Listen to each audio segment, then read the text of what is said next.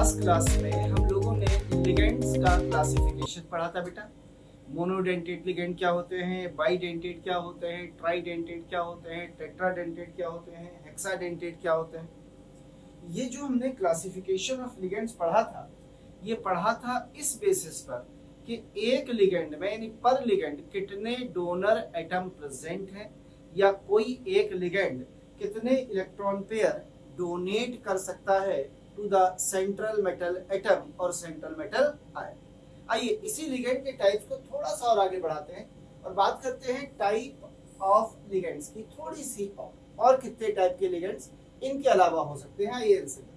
इसके अलावा बेटा एक टाइप के लिगेंड होते हैं जिन्हें बोला जाता है एम्बी डेंटेट लिगेंड्स। क्या नाम है? एम्बीडेंटेट, जो बड़ा एम्बिशियस होता है। ठीक है, एम्बीडेंटेट लिगेंड होने की पहली शर्त तो ये होती है कि ये हमेशा एमडीएल होगा। एमडीएल का मतलब मोनोडेंटेट लिगेंड होता है। पहली बात, ये हमेशा मोनोडेंटेट लिगेंड्स में इस्तेमाल होता है। हमारे सिलेबस में पॉलीडेंटेट के एम्बीडेंटेट लिगेंड्स हमें नहीं देखने थे। चलिए दूसरी शर्त ये होती है बेटा कि इसमें क्या होता है, they have two donor sites। इसमें दो डोनर साइट्स होती हैं, यानी दो डोनर एटम्स हो सकते हैं, बट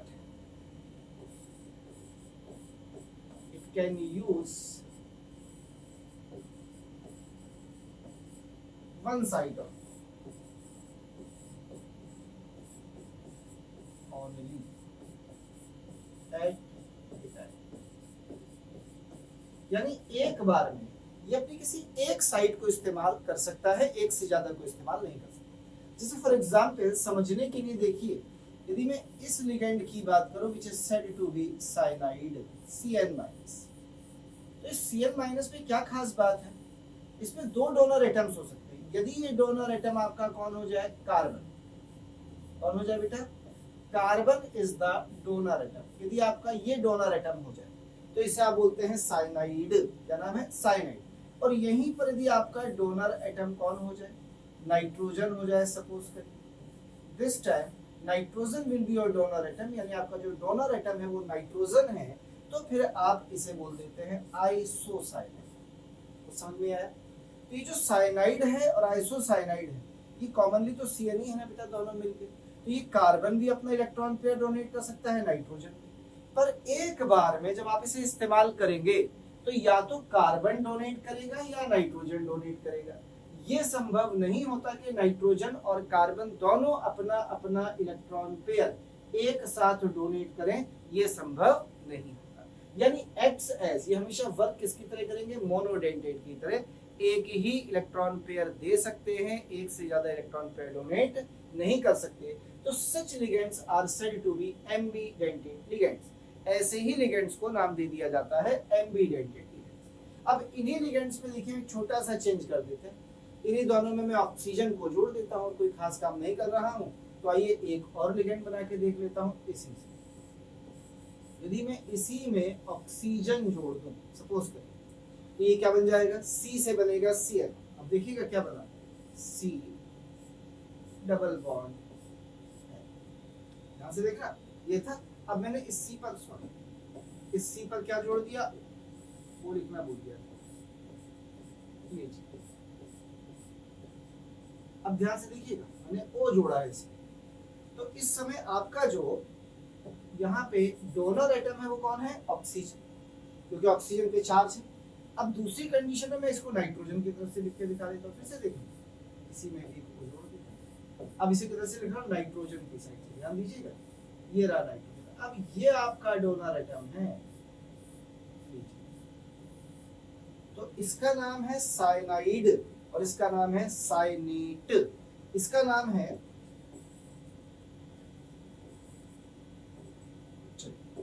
इसका नाम है साइनाइड, इसका नाम है साइनेट, इसका नाम है आइसोसाइनाइड, इसका नाम है आइसोसाइनेट।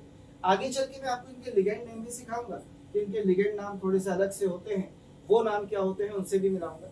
आइए इसी के साथ थोड़ा सा और खेलते हैं। अब सपोज करिए कि इसी में मैं क्या करने जा रहा हूँ, इतना करने के बाद इस वाले में आ गया, मैंने इसमें से ऑक्सीजन को माइनस कर दिया और सल्फर को प्लस कर दिया।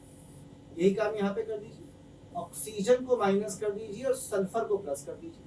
तो ऑक्सीजन की जगह कौन आ गया, सल्फर, ये बन गया Sc ट्रिपल बॉन्ड, और इस समय डोनर एटम कौन है, तो इसका नाम है साइनेट, इसको बोलते हैं थायोसाइनेट। थायोसाइनेट नेमिंग भी हम सीखेंगे। यही काम मैंने यहाँ पे किया बेटा। इस बार आपका डोनर एटम कौन है, नाइट्रोजन हो गया। अब देखिएगा ये तो ऐसे ही रहा, नाइट्रोजन डोनर एटम हो गया, और double bond C double bond. अब आपका जो सल्फर है ये डोनर एटम नहीं है बेटा, तो यहाँ डोनर एटम सल्फर ऊपर तो है पर नीचे आपका डोनर एटम कौन है, नाइट्रोजन। और फॉर्मूले सेम है।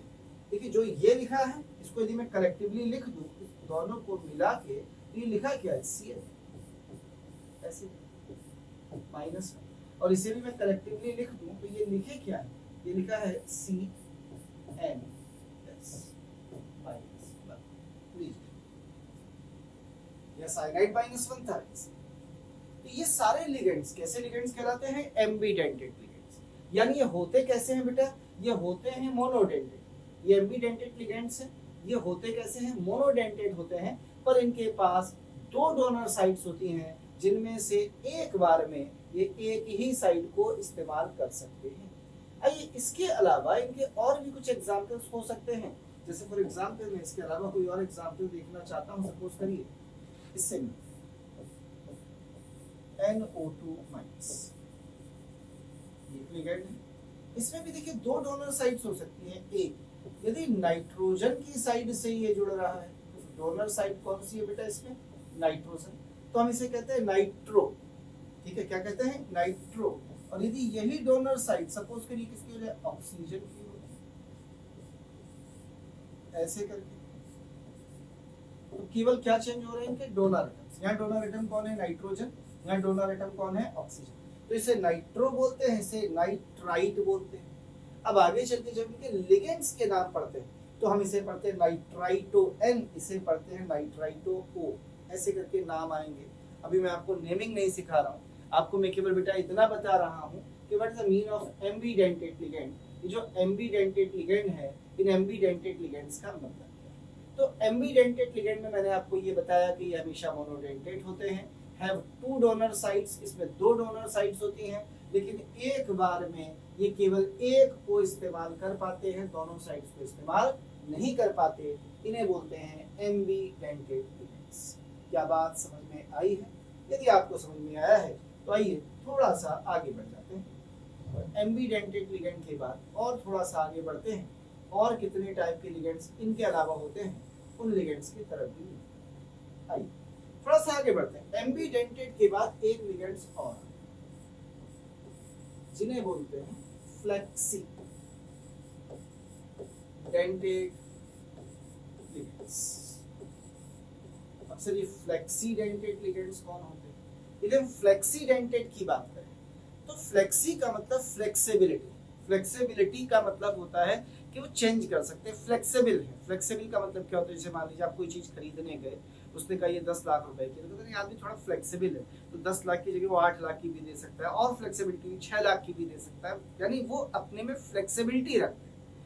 अब लिगेंड के पास देने के लिए क्या है, इलेक्ट्रॉन पेयर, तो वो इलेक्ट्रॉन पेयर देने में फ्लेक्सिबिलिटी रखते हैं। कैसे, आइए मैं आपको सिखाता हूं। सबसे पहली बात तो ये है कि यदि आपका लिगेंड फ्लेक्सी डेंटेड है तो पीडीएल ऑर्बिटल्स वो हमेशा कैसा होगा, पॉलीडेंटेड। कैसा होगा बेटा, पॉलीडेंटेड लिगेंड होगा। पॉलीडेंटेड याद है ना, यानी जो बाइडेंटेड है, जो ट्राइडेंटेड है, जो टेट्राडेंटेड है। और ये करेगा क्या, ये कहते हैं फ्लेक्सीडेंटेड वो होते हैं शोज फ्लेक्सिबिलिटी।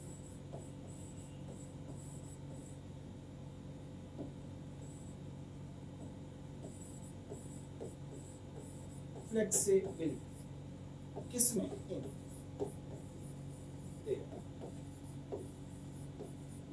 डेंटिसिटी। डेंटिसिटी यानी डोनेटिंग पावर, वो अपनी डेंटिसिटी में फ्लेक्सिबिलिटी रखते हैं।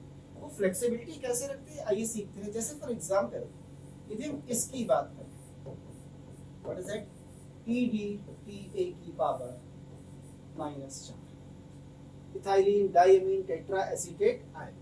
इसमें खास बात मैंने आपको ये पढ़ाई थी, एक हेक्साडेंटेट लिगेंड है, कॉमन मोस्ट कॉमन, लेकिन हेक्साडेंटेट के अलावा it can act as tetradentate ligands also. ये TDL यानी टेट्राडेंटेट लिगेंड की तरह बिहेव कर सकता है। टेट्राडेंटेट ही क्यों, it can act as bidentate ligand also. ये बाइडेंटेट लिगेंड, ट्राइडेंटेट लिगेंड इनकी तरह भी बिहेव कर सकता है। अब सवाल उठता है कि जब ये टेट्राडेंटेट की तरह करेगा तो कैसे काम करेगा? तो देखिए बड़ा सिंपल सा है समझना कि जो आपका लिगेंड है वो यही तो था, COO minus CH2 OOC minus CH2 N single bond CH2 CH2 और इधर इसी से एसीटेट जुड़े। तो कहते हैं कि जब ये टेट्राडेंटेट लिगेंड की तरह काम करेगा तो केवल ये वाले जो ऑक्सीजन से दो इधर और दो उधर भी जुड़े होंगे, ये अपने इलेक्ट्रॉन पे डोनेट करेंगे, लेकिन ये जो नाइट्रोजन वाला पोर्शन है ये अपने इलेक्ट्रॉन पेयर्स को डोनेट नहीं करता है इन नॉर्मल सिचुएशंस, यानी केवल ये डोनेट। और यदि ये डोनेट करेंगे तो जो कॉम्प्लेक्स बनेगा वो बनेगा किस तरीके से, जरा इस पे नजर डालिए। जैसे मुझे इसका एक कॉम्प्लेक्स बनाना है तो हमारे पास क्या है, कैल्शियम +2 और इसमें आपने ये EDTA जो, अब जरा बता दीजिए EDTA पे कितना चार्ज है, माइनस का, ब्रैकेट मैंने बंद कर दिया, तो बताइए +2 and -4, +2 and -4 कितना बचा, माइनस का, that will be the complex. इसका मतलब इस कॉम्प्लेक्स में जो EDTA किसका काम कर रहा है, टेट्राडेंटेट लिगेंड्स। लीजिए या बात समझ में आई। इसी तरह से जब ये बाइडेंटेट लिगेंड का काम करेगा तो जो ऑक्सीजन्स होती है ना चार, उन्हें हाइड्रोजन कवर कर सकता है और बचे हुए नाइट्रोजन के जो दो लोन पेयर ऑफ इलेक्ट्रॉन है वो डोनेट करेगा। यानी जब ये बाइडेंटेट लिगेंड की तरह बिहेव करेगा तो यूजुअली जो नाइट्रोजन दो हैं आपके पास इसमें EDT में, वो अपना इलेक्ट्रॉन पेयर डोनेट करते हैं और ऑक्सीजन अपना इलेक्ट्रॉन डोनेट पेयर नहीं कर पाता। और वो डोनेट ना करे इसके लिए हम क्या करते हैं, जैसे ये COO माइनस CH2 था, ठीक, तो ये अपने इलेक्ट्रॉन पेयर को डोनेट ना करे, इसके लिए हम इस माइनस या इलेक्ट्रॉन पेयर को हटा के यहाँ पे क्या लगा देते हैं, हाइड्रोजन लगा देते हैं। क्योंकि आपको पता है बेटा हाइड्रोजन एक रेफरेंस एटम होता है और हमने केमिस्ट्री में हमेशा पढ़ा है कि जिसका केमिस्ट्री में कोई नहीं होता उसका हाइड्रोजन होता है, तो वहां पे आसानी से हम हाइड्रोजन को लगा देते। तो यहाँ पे जो EDTA है ये हेक्साडेंटेट भी है, टेट्राडेंटेट भी है, बाइडेंटेट भी है, तो इसे कहते हैं फ्लेक्सिबल है। यानी क्या शो कर रहा है, ये फ्लेक्सिबिलिटी शो कर रहा है अपनी डेंटिसिटी। क्लियर? इसी तरह से बेटा बहुत सारे होते हैं, ऐसा नहीं है कि EDTA ही अकेला है, और भी बहुत सारे लिगेंड्स इसके अलावा हो सकते हैं। और कौन से लिगेंड्स बेटा जिन्हें हम इस्तेमाल कर सकते हैं, जैसे फॉर एग्जांपल अगला लिगेंड आपके पास है सल्फेट। ये सल्फेट देखने में लगता है दो नेगेटिव चार्ज है तो किसकी तरह काम करेगा, BDL की तरह, बट ये BDL से ज्यादा मोनोडेंटेट लिगेंड की तरह काम करना ज्यादा पसंद है। यानी ये बाइडेंटेट लिगेंड ना होके ज्यादा बिहेव किसकी तरह करता है, मोनोडेंटेट लिगेंड की तरह। यानी बाइडेंटेट तो है ही है लेकिन it can act as monodentate ligand also. तो ऐसे लिगेंड्स जो पहली चीज पॉलीडेंटेट होनी चाहिए और वो अपनी लिगेंसी या डेंटिसिटी में यानी इलेक्ट्रॉन पेयर डोनेशन में फ्लेक्सिबिलिटी रखते हो। यानी BDL है तो कितने इलेक्ट्रॉन पेयर डोनेट करेगा, 2 लोन पेयर डोनेट करेगा। MDL है तो कितने लोन पेयर करेगा, 1 करेगा। यानी यहाँ इसके पास 2 डोनर एटम्स होंगे जबकि यहाँ इसके पास केवल 1 डोनर एटम होगा जो अपना इलेक्ट्रॉन पेयर यूज करेगा। तो इन्हें बोलते हैं बच्चा फ्लेक्सीडेंटेट लिगेंड्स। ये आपके सामने बने हैं बोर्ड पर। फ्लेक्सीडेंटेट लिगेंड हमेशा PDL होंगे और क्या शो करते हैं बेटा, फ्लेक्सिबिलिटी शो करते हैं अपनी डेंटिसिटी में, उन्हें कहते हैं फ्लेक्सीडेंटेट लिगेंड। क्लियर है? चलिए थोड़ा सा आगे बढ़ते। फ्लेक्सीडेंटेट के बाद अगले पर आते हैं और अब बात करते हैं कि इन्हें बोलते हैं पाइप डोनेटिंग लिगेंड्स। पाई डोनेटिंग लिगेंड्स। पाई डोनेटिंग लिगेंड्स कौन है भैया? ये पाई इलेक्ट्रॉन रिच मॉलिक्यूल्स या आयंस होते हैं। क्या होते हैं? पाई इलेक्ट्रॉन रिच मॉलिक्यूल या आयंस होते हैं, और इन्हीं के जो पाई इलेक्ट्रॉन्स हैं इन्हें ये डोनेट कर देते हैं। जैसे फॉर एग्जांपल यदि हमारे पास एथिलीन है, तो क्या आप मानते हैं कि एथिलीन में दो कार्बन्स के बीच में ये एक पाई बॉन्ड होगा? भाई दो बॉन्ड्स में एक तो हो गया सिग्मा और एक हो गया पाई, तो ये जो दो इलेक्ट्रॉन है ये पाई इलेक्ट्रॉन है, तो ये दो इलेक्ट्रॉन डोनेट कर सकता है। ये दो इलेक्ट्रॉन कौन डोनेट कर सकता है? ये कार्बन भी, ये कार्बन भी। यानी कितने कार्बन्स मिलके? दो कार्बन्स मिलके अपना इलेक्ट्रॉन पेयर डोनेट करते हैं। बिल्कुल इसी तरह से अगला एग्जांपल देखिए, इसे भी पहचानते हैं बेंजीन। इसमें 6 के 6 कार्बन्स पे पाई इलेक्ट्रॉन्स हैं। देखिए यहाँ भी पाई, यहाँ भी पाई, सब पे पाई, इसे तो गोल गोल घुमा देते थे।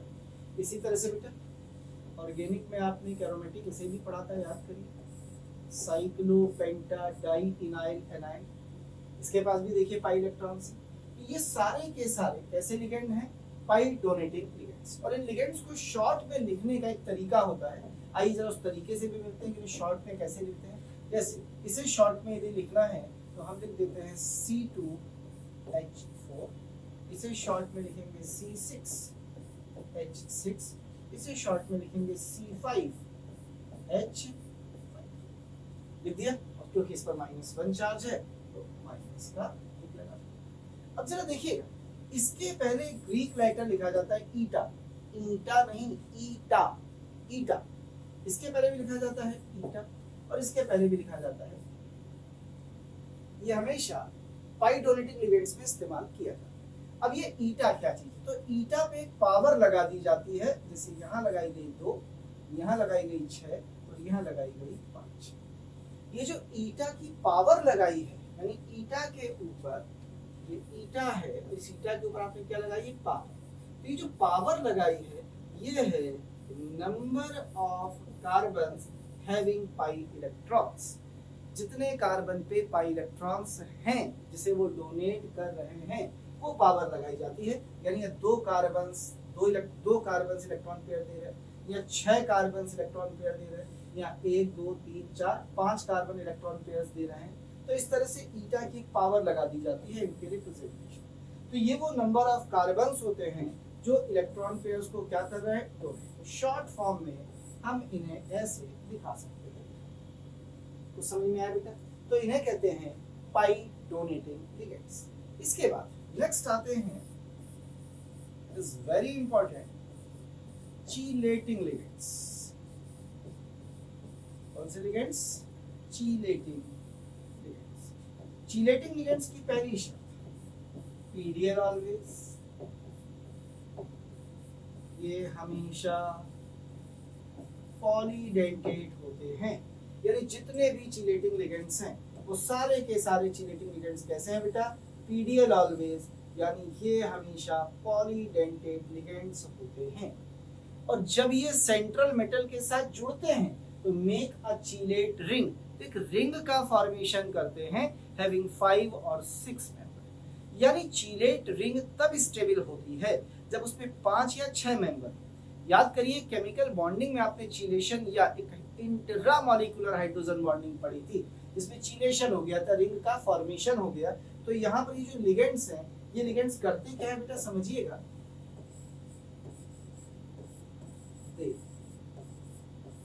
forms चीलेट rings. क्या बनाएंगे? चीलेट रिंग्स ऑफ 5 और 6 एटम्स, 5 या 6 एटम्स या 5 या 6 मेंबर्स। किसके साथ? With central. ठीक, कैसे बनाते हैं आइए जरा ये भी सीख लेते हैं थोड़ा सा।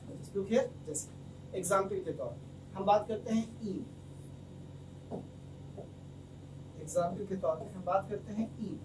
ईन कौन होता है बेटा? It is ethylene diamine. याद है ना कैसे लिखते हैं? NH2 CH2 CH2 NH2। It is a chelating. इसी तरह से जैसे ऑक्सिलेट -2, व्हाट इज ऑक्सिलेट, याद है ना, COO माइनस COO माइनस, ये ऑक्सिलेट। ये कैसे रिंग बनाते हैं, आइए जरा इसको सीखने की समझने की जरा कोशिश कर लें थोड़ा सा। जैसे ये आपके पास कोई सेंट्रल मेटल है, सपोज करिए कोबाल्ट, और इस पर हम किसे जोड़ना चाहते हैं, ईन को जोड़ना चाहते हैं, इस ईन को जोड़ना चाहते हैं। कितने ईन जोड़ने हैं, जितने भी आप जोड़ना चाहें, सपोज करिए मैं इस पे 3 जोड़ना चाहता हूँ, ऐसे करके कोई कॉम्प्लेक्स है। तो ये ईन कैसा लिगेंड है, चीलेटिंग। तो ये किस तरह से रिंग बनाएगा, किस तरह से चीलेशन शो करेगा, आइए जरा नजर डालते हैं इसमें। जस्ट लुक हियर, ये रहा आपका कोबाल्ट, और इससे किसे जुड़ना है, ईन, यानी इसे जोड़ते हैं। आइए, it is simply NH2 CH2 NH2 CH2, देख लीजिए क्या यही है। अब एक इलेक्ट्रॉन पेयर इधर से इसको मिलेगा, एक इलेक्ट्रॉन पेयर इधर से इसको, बन गई देखिए रिंग, ऐसे करके 5 मेंबर्स की। तो कितने मेंबर हो गए, 1 2 3 4 5, एक 5 मेंबर रिंग बन गई। तो इसी तरह से दूसरा इन जुड़ेगा, तीसरा इन जुड़ेगा, ये सारे के सारे इस पे जुड़ के क्या बना लेंगे, एक ऐसा रिंग का फॉर्मेशन कर। और जहां रिंग फॉर्म हो गई तो देखिए 2 साइड से जुड़ गया। अब यदि इसे अलग करना है तो 2 बॉन्ड्स को तोड़ना पड़ेगा।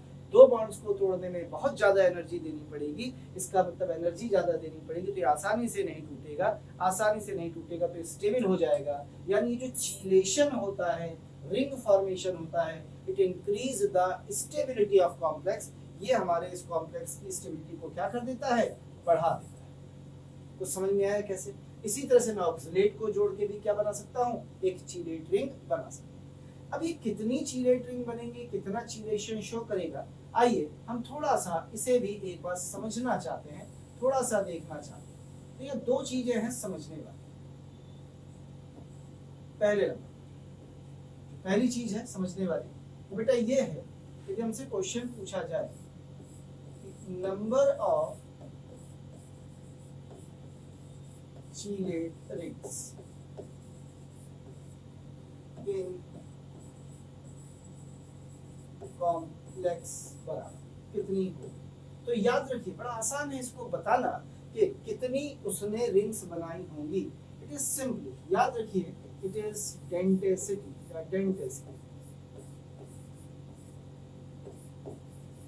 यानी कितने इलेक्ट्रॉन पेयर डोनेट कर सकता है, -1 into number of such ligands. ऐसे जितने लिगेंड्स हैं तो किसी कॉम्प्लेक्स में कितनी चीलेट रिंग्स बनेंगी, ये इससे पता चलेगा। क्लियर। जैसे फॉर एग्जांपल यदि मेरे पास COEN का 4 थ्रेड्स Cl3 था, तो इसमें चीलेट रिंग्स बनाने में कैपेबल कौन है, तो बताइए इस इन की डेंसिटी कितनी है, 2 -1 into 3 ligands, number of ligands, ठीक है। तो कितना आ गया, बराबर 3 रिंग्स। कितनी रिंग्स बनेंगी, 3 रिंग्स बनेंगी। आइए मैं आपको बता देता हूँ 3 रिंग्स कैसे बनेंगी। देखिए ये सेंट्रल एटम है कोबाल्ट, अब ध्यान से देखना इस कोबाल्ट से कैसे जोड़ने जा रहा हूँ, ठीक है, ध्यान से देखना। ये नाइट्रोजन ने अपना इलेक्ट्रॉन पेयर दिया होगा, कैसे पूरा लिख के देता हूँ, चलिए। ये नाइट्रोजन है NH2, ये नाइट्रोजन है NH2, और इधर जुड़ा होगा CH2, इधर भी जुड़ा होगा CH2। ये तो एक रिंग बन गई, रिंग नंबर 1। इसी तरीके से एक रिंग और बनी होगी, देखिए ऐसे बनाएंगे, ये जुड़ा होगा NH2, सब कोऑर्डिनेट बॉन्ड्स होते हैं, NH2, ठीक है, और इस NH2 से जुड़ा होगा CH2, और CH2, और इस CH2 से जुड़ा होगा NH2, ऐसे करके 2 हो गए। इसी तरह से बेटा एक रिंग कहाँ बनेगी, इस साइड में, एक और बन जाएगी। जब आप एक और रिंग जोड़ेंगे तो टोटल रिंग्स कितनी हो गई, 1 2 और एक ऊपर बन जाएगी 3। तो नंबर ऑफ रिंग्स यदि हमसे कॉम्प्लेक्स में पूछी जाए कितनी बनेगी, तो ऐसे निकालते हैं।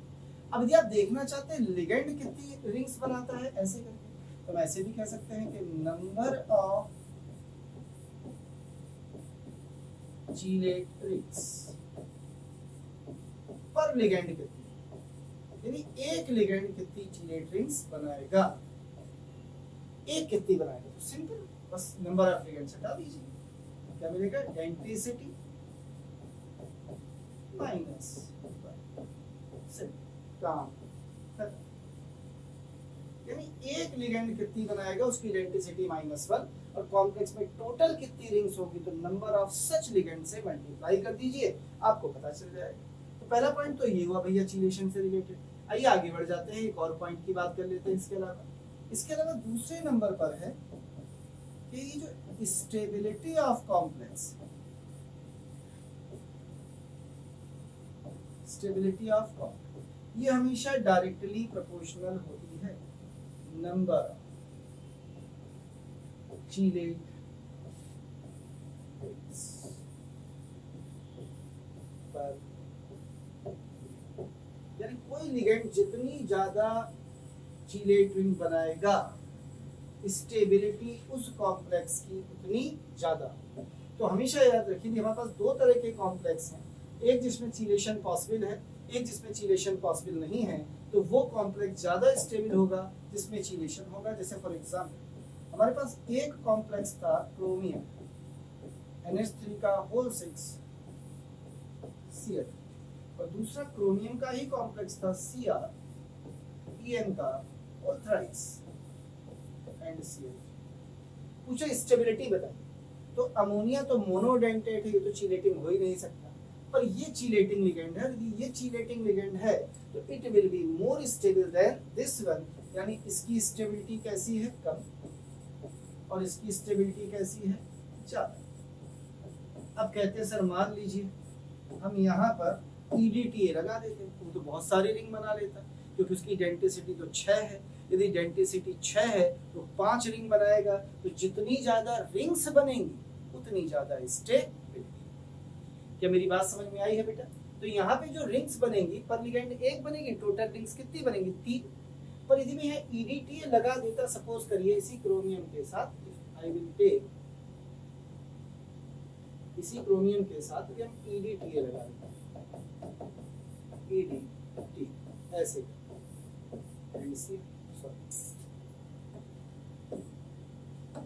माइनस, मतलब कुछ भी लगाने के बाद, तो इसकी स्टेबिलिटी और ज्यादा। क्यों? क्योंकि जो EDTA बेटा ये और ज्यादा रिंग बनाएगा, तो जितनी ज्यादा रिंग का फॉर्मेशन होगा, याद रखिए उतनी ज्यादा स्टेबिलिटी होगी आपके कॉम्प्लेक्स साइड। क्या बात समझ में आई है? तो रिमेंबर दिस थिंग, याद रखिएगा इस छोटी सी बात को कि जितनी ज्यादा रिंग बनेंगी उतनी ज्यादा स्टेबिलिटी होगी हमेशा। तो ये बात थी किन लिगेंड्स की बेटा, चीलेटिंग लिगेंड्स की। आइए वापस आ जाते हैं अपने चीलेटिंग लिगेंड्स में। कौन से हैं चीलेटिंग लिगेंड, फिर देख लीजिए। चीलेटिंग लिगेंड हमेशा पॉलीडेंटेट होंगे, दे फॉर्म चीलेट रिंग्स। ये क्या करेंगे बेटा, ये चीलेट रिंग्स बनाएंगे जो कितने मेंबर की होंगी, 5 या 6 मेंबर्स की होंगी। किसके साथ, सेंट्रल मेटल के साथ। जैसे आपको मैंने एग्जांपल बना के दिखाया, इन है, ऑक्सलेट है, ये सब चीलेटिंग लिगेंड्स होते हैं। अब कितनी रिंग बनेंगी कॉम्प्लेक्स के अंदर, फॉर्मूला बताया, density -1 into number of ligand. एक लिगेंड कितनी चीलेट रिंग्स बनाएगा, उसके लिए भी मैंने आपको फॉर्मूला बताया बेटा कि पर लिगेंड कितनी बनेगी, डेंसिटी -1। फिर मैंने आपको बताया कि ये स्टेबिलिटी ऑफ कॉम्प्लेक्स को बताता है, नंबर ऑफ चीलेट रिंग पर लिगेंड कितनी ज्यादा बन रही हैं, या number of चीलेट ring in complex कितनी ज्यादा बन रही है। पर लिगेंड देख लें और इन कॉम्प्लेक्स देख लें, जितनी ज्यादा किसी कॉम्प्लेक्स में चीलेट रिंग्स बनेंगी उतनी ज्यादा उसकी क्या होगी, stability.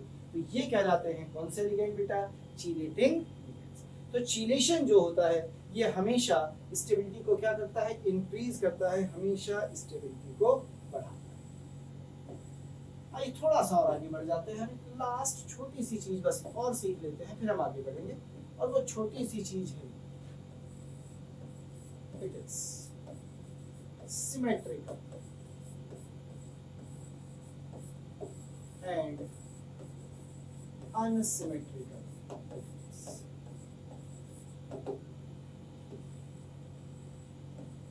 Symmetrical and unsymmetrical ligands क्या होते हैं? पहली चीज, ये हमेशा पॉलीडेंटेट लिगेंड्स में देखा जाता है। यदि किसी लिगेंड को बीचों बीच से तोड़ दिया जाए, आइए इथाइलिन डायमीन 3 से पहला ये लिगेंड, यदि मैं इस लिगेंड को ध्यान से देखिएगा यहां से ब्रेक कर दूं, ये दोनों साइड कैसी हैं सेम, तो इसे कहेंगे कैसा लिगेंड है, सिमेट्रिकल। और यहीं पर मैं एक दूसरा लिगेंड लिखा था, उसका नाम था इथाइलिन डायमीन। एक दूसरा लिगेंड लिखा था ग्लाइसिन, याद है आपको,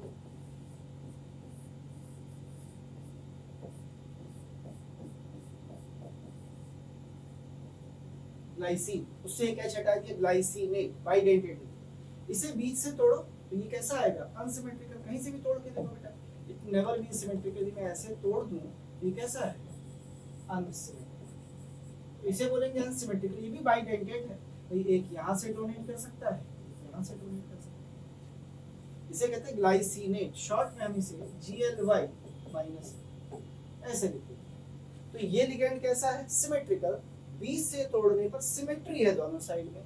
इसे बीचों बीच से तोड़िए, कोई सिमेट्री नहीं है, तो हम कहेंगे ये अनसिमेट्रिकल लिगेंड है। और ये लिगेंड कैसा है, सिमेट्रिकल। क्लियर है बेटा इतना? अभी लिगेंड्स खत्म नहीं, अभी पाई एसिड लिगेंड्स आते हैं, जिसे हम आगे सिनर्जिक इफेक्ट में देखेंगे जब हम मेटल कार्बोनिल्स पढ़ेंगे। लेकिन फिलहाल हम लिगेंड्स को यहीं तक रखें। तो हमने कुल मिला के जो कुछ लिगेंड्स के बारे में पढ़ा है, जो कुछ लिगेंड्स में पढ़ा, एक नजर हम पूरे पर जरा डालना चाहते हैं कि हमने क्या पढ़ा है। तो हमने अभी तक जो कुछ लिगेंड्स में पढ़ा है जरा उस पर एक नजर डालें। तो हम लोगों ने आज लिगेंड्स में टाइप ऑफ लिगेंड्स सीखे थे। अब वो टाइप ऑफ लिगेंड्स पे आते हैं, जरा देखें कौन कौन सी टाइप ऑफ लिगेंड्स आपने सीखे हैं। एक बार फिर से नजर डाल लेते हैं। तो हम लोगों ने ऐसे करके सीखना शुरू किया था।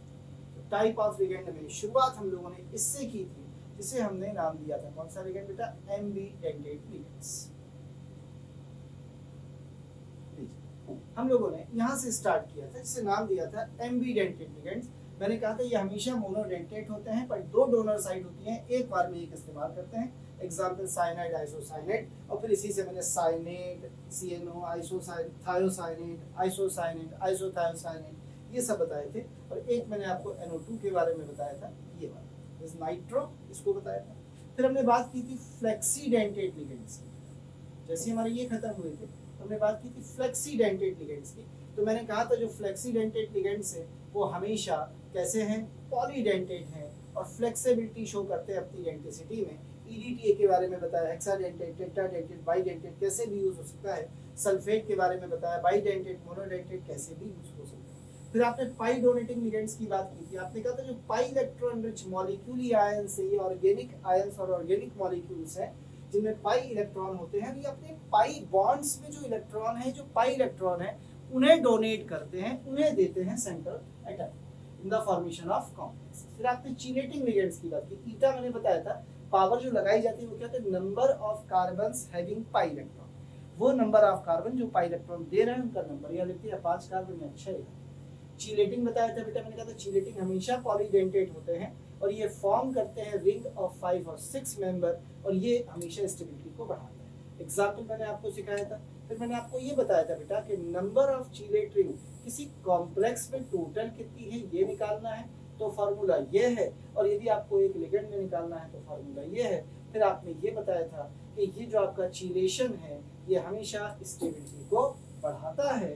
फिर सबसे लास्ट में आपने सिमेट्रिकल और अनसिमेट्रिकल लिगेंड्स की बात की। इतना हमने अभी तक पढ़ा। चलिए, तो ये बात थी लिगेंड्स। अब हम एक काम करते हैं बेटा, इन लिगेंड्स को हटा देते हैं और आ जाते हैं दूसरे पार्ट पर। यदि आपको याद हो तो हम कोऑर्डिनेशन स्फीयर का पोस्टमार्टम कर रहे थे, और उस कोऑर्डिनेशन स्फीयर में सेंट्रल मेटल थे, लिगेंड्स थे, और ऐसे करके N लिखा था। ये कोऑर्डिनेशन स्फीयर। अब इस कोऑर्डिनेशन स्फीयर से जो चीज अभी हम पढ़ चुके हैं वो पढ़ चुके हैं इसके बारे में। अब हम पढ़ने जा रहे हैं इसके बारे में।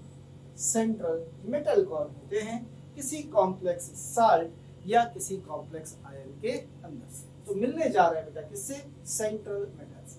फिर हम सीखेंगे इस सेंट्रल मेटल की N यानी कोऑर्डिनेशन नंबर के बारे में, कि किसी सेंट्रल मेटल की ये कोऑर्डिनेशन नंबर क्या चीज होती है। तो चलिए बात कर लेते हैं किसकी, सेंट्रल मेटल एटम या सेंट्रल मेटल आयन। तो सेंट्रल मेटल एटम या सेंट्रल मेटल आयन, इसके बारे में बात। सेंट्रल मेटल ऑफ कॉम्प्लेक्स कौन है? तो कहते हैं any metal can be used as central metal in complex when it have, कोई भी मेटल यूज की जा सकती है सेंट्रल मेटल की जगह यदि इसके पास होता हो, मौजूद हो, number 1 high positive charge density.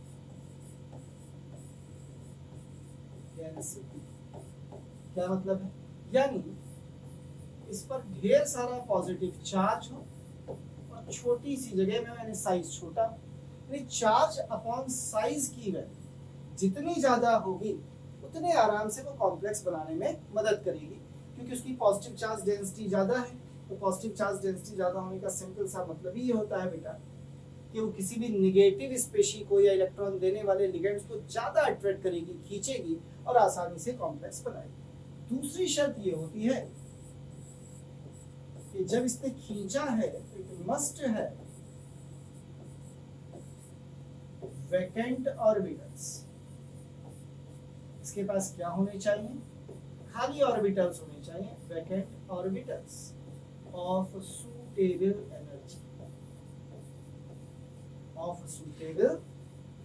Energy, in which, जिसमें लिगेंड्स कैन पुट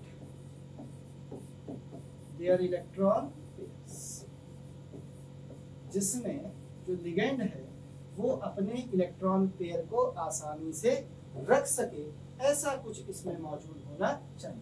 अब वो कहते हैं कि नॉर्मली या जनरली जो ट्रांजिशन मेटल्स होते हैं उनके जो कैटायंस होते हैं are used as central metal in complex.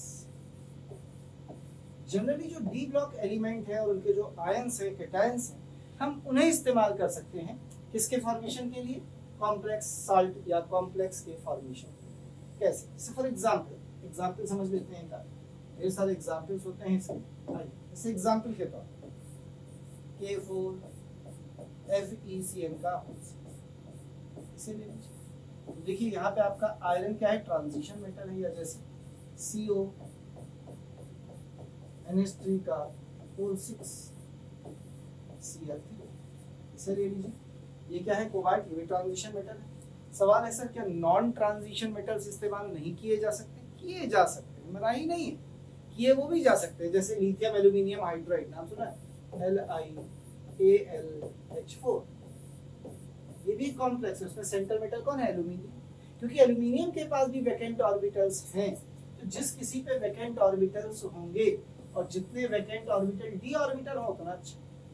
तो जितने ज्यादा वैकेंट ऑर्बिटल है, ऐसा नहीं कि पी ऑर्बिटल वैकेंट होंगे तो कॉम्प्लेक्स नहीं बनेगा, वो भी बना लेंगे, सोडियम बोरोहाइड्राइड बनता है। लेकिन हाँ, हम जनरली यही कहते हैं बेटा कि जिनके पास जनरली नॉर्मली जो ट्रांजिशन मेटल और उनके कैटायंस होते हैं वो अच्छे सेंट्रल मेटल्स होते हैं, अच्छे सीएम होते हैं, तो वो कॉम्प्लेक्स बनाना सबसे ज्यादा पसंद करते हैं। इसीलिए जब हम लोगों ने ट्रांजिशन मेटल्स पढ़े थे, उनकी प्रॉपर्टीज पढ़ी थी, तो वहां पे आपने ये एक पॉइंट पढ़ा था बेटा कि ट्रांजिशन मेटल की जो प्रॉपर्टीज थी उसमें आपने सीखा था कि कॉम्प्लेक्स फॉर्मिंग टेंडेंसी पाई जाती है ट्रांजिशन मेटल्स के पास। तो इस तरह से जो हमारे ट्रांजिशन मेटल्स है बेटा, ये आराम से बना सकते हैं क्या? कॉम्प्लेक्सेस बना सकते हैं। क्लियर? तो सेंट्रल मेटल एटम या सेंट्रल मेटल आयन कौन होगा कॉम्प्लेक्स का? ये आपके सामने। आइए थोड़ा सा आगे बढ़ा। अब बात करेंगे फिर से ये हमारा सेंट्रल मेटल, ये हमारा लिगेंड। अब इससे कितने लिगेंड जुड़ेंगे, ये n जोड़ है, हम इससे मिलना चाहते हैं। अब देखिए हम क्या क्या पढ़ चुके हैं, देखा जाए तो हम पढ़ चुके हैं लिगेंड्स के बारे में, सेंट्रल मेटल के बारे में भी थोड़ा सा पढ़ चुके हैं। अब हम पढ़ने जा रहे हैं n के बारे में, और इस n को जो हम नाम दे रहे हैं ना बेटा, इस n को एक नाम दिया जाएगा। वो नाम क्या है, आइए उससे मिला देता हूँ जरा मैं आपको। तो जो नाम देने जा रहा हूँ इस n को, उसे कहते हैं कोऑर्डिनेशन